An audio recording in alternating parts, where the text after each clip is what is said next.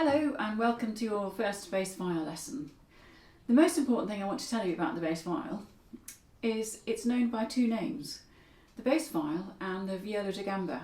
And da gamba means held on the knee, as opposed to braccia, which is held on the arm, violin family. So holding the viol, it's really important that you get comfortable when you hold the viol. And there are quite a few ways to do this, but first of all let's examine the position of your feet. So with my feet, my left foot is slightly further forward than my right foot, and it's turned out at a very slight angle. But the idea here is that you always have your foot turned in the same direction as your knee. You don't want to turn your foot too much and twist your knee. So what we're trying to aim to do is to make like a resting platform or a nest with the calf muscles. And depending on how you fit this into your legs, it depends how comfortable it is. Now, if you have it so that it's straight on like that, that's sort of okay-ish. It feels quite comfortable, but actually when you're going to play on the top string with the bow, it's too far to reach round. So what we do is to tuck the right side in. Now, when I've done that, I can now see down. I can see a bit of my calf muscle here, and I can't see my left leg at all without coming round this way. Now, the rib, that's this bit, is just resting up against my leg, and this is going to be different for everybody because we're all different shapes and sizes. If you're very tall, you might find that having your feet further forward a little bit might help. But then you might find that the viol might drop straight through, so that's not going to help too much, so it depends how much you do it by. And of course the height of your chair is so important. Again, if you're tall you need a higher chair than if you're smaller. So that rests with the right side turned in. Now it depends on the angle of the viol as well, how vertical it is, and if it's sort of resting out like that, that feels to me like it might slip. So you need to have it quite vertical, and as I look down here it looks like a straight line. If you feel like you're holding it like you are a cello or something like that and it's got a spike off the bottom, then that doesn't feel great at all. Some people find that these rubber cloths are useful, and when you're starting the viol and you're just getting used to it, they can be very useful. But you don't want to always rely on them, because I think it's very easy to put your viol in the wrong position and just sit and play because it's held in place. You need to have a relationship with the viol in your body to tell you what's right. So if you can work without one, that's great. If you find that you take your cloth away and you start gripping your viol with your legs, just put it back again until you feel comfortable. As opposed to sitting with the viol, I'm sitting here like normally. I'm not arching my back in any way, but I'm just sitting normally. And be very careful when you first start learning that this doesn't happen. That your left hand pushes you over, and always try and be really really aware of what your body's doing from sitting. I find a wedge quite useful.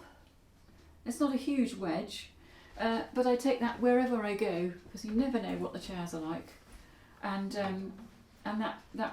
that's great. I find them very useful. So that's holding the viol. So just something else about holding the viol.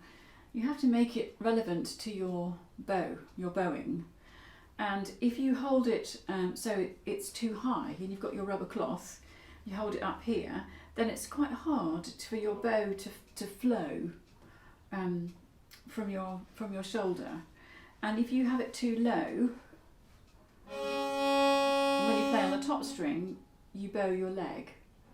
And then sometimes, to avoid bowing your leg, you'll do that, possibly, and you can see that the bow isn't parallel, and that's what we're trying to do, always have the bow parallel to the bridge. So use your bow as a sort of reference. It should sort of just skim across your knee, your bow, when it's parallel to the bridge here. And that's a good indicator. So you can just look down and see where your bow is relative to your left leg. So we're going to talk first of all about left hand and the strings on the viol. And I always think it's a really good idea to learn the strings from the middle out. We'll just go from the bottom first. So we've got two Ds, a G, a C, an E, an A and a D. But if you always do this from the bottom now, then it's more than likely that you'll always think from the bottom up, which is the long way around if you want to get to the A string. So if you think about your middle two strings, C and E, and then think what comes one after that. So in a way, you know that the outside strings are D. So if you remember the C and E, one down from C is G, one up from E is A. And that can be a useful way to help you just get orientated. Also, middle two strings, top two pegs when you come to tune.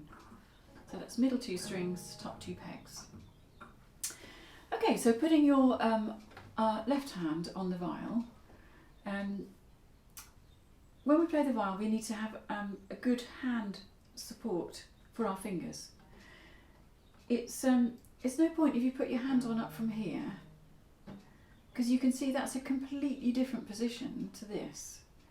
And when you first start learning, it's a really good idea to feel that your hand's coming around like this and the back of your hand points up.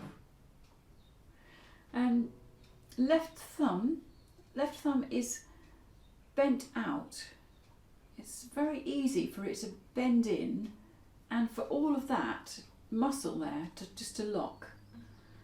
So I'm just going to show you the back of my viol now with my thumb bent out, and my thumb is under the second finger of the viol, of the fingerboard.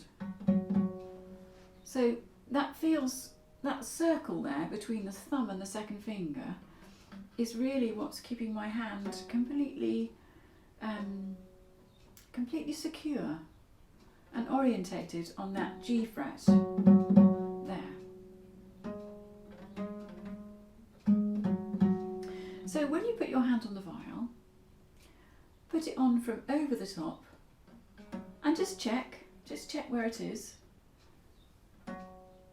And then later on we're going to be doing it without looking.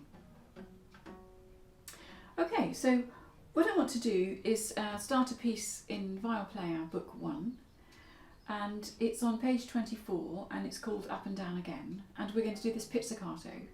And pizzicato is plucking, and you put your thumb on the side of the fingerboard like that, and then you bring your finger around so it sort of runs almost parallel to the string going upwards. Now, one of the brilliant things about the viol is resonance, and what we try to do as viol players is to hold fingers down and don't take them up. Don't take them up until you need them, until you need the note. And in this book you'll see that there's a little dotted line under the number 1 in the first bar on the note D, and that's telling you to hold your D down when you play E, and then you can hop across to F sharp. So let's just think about these notes. We've got C, open C, first finger on the C string is D. We then have an open E, so that third C, D, E, that needs, for modern string players, that needs a bit of consideration. And then we have E, and then we have F sharp with one finger and G with two fingers. So C, D, E, F sharp and G. And that's the notes that we've got in this piece. So, sitting comfortably, shall we have a go? Here we go. Ready? 1, 2, 3, 4.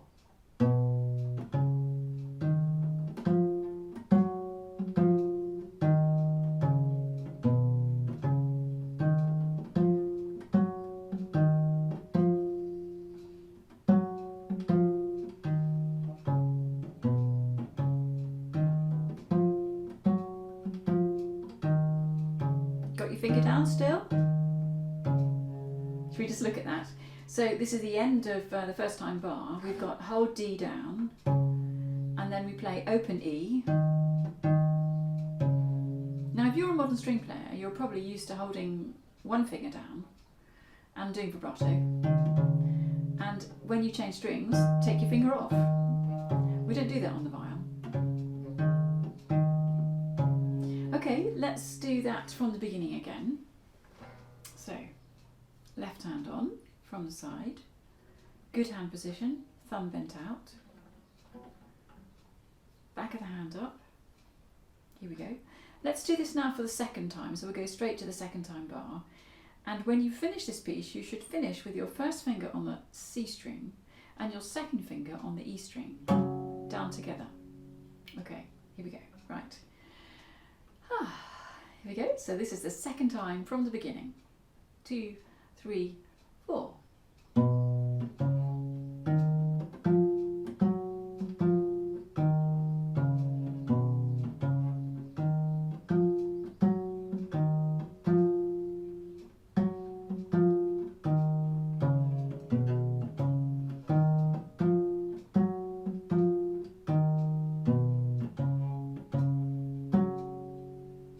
Did you finish 2 fingers down? Great.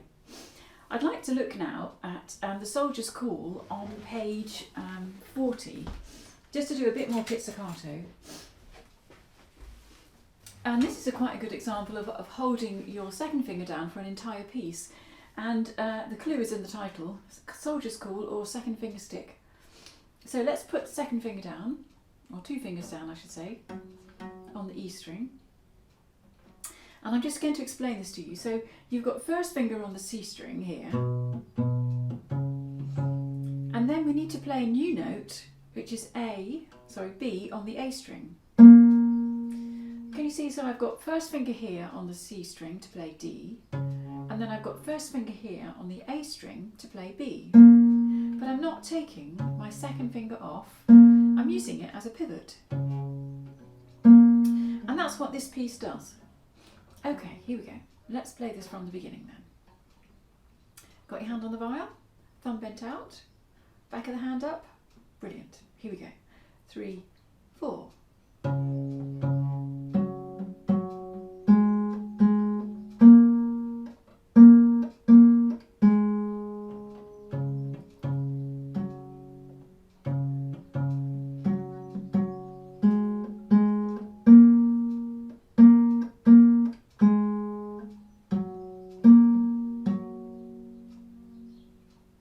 Again, we're finishing with 2 fingers down, aren't we? Now, finger placement on the fret. Let's just have a think about that. It's on the fret, but it's just to this side, just to one side. And if it's like that, it can ring. If it's just on the fret, it doesn't ring so much. And it's really easy to get that buzz, isn't it? So every finger is just before the fret. And the roll of the fret on the viol is like the roll of the nut here. It makes every string sound like an open string. So a pure sound. And it doesn't matter if you're an absolute genius with the bow, if your bowing technique is just brilliant. If you haven't got this ringing sound in pizzicato, it's not going to sound right. So let's have another look at this. Take your left hand off. Sitting okay? Legs all right? Left hand on. Left hand up. Thumb bent out. And let's try this again. Here we go. 3, 4. Move that first finger across. Take it up. Put it back down again.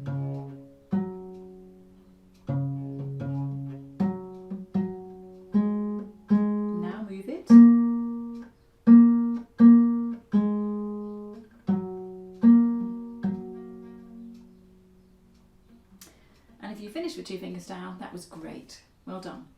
So that's the end of our first lesson, and in the next lesson we're going to be doing bowing. See you there.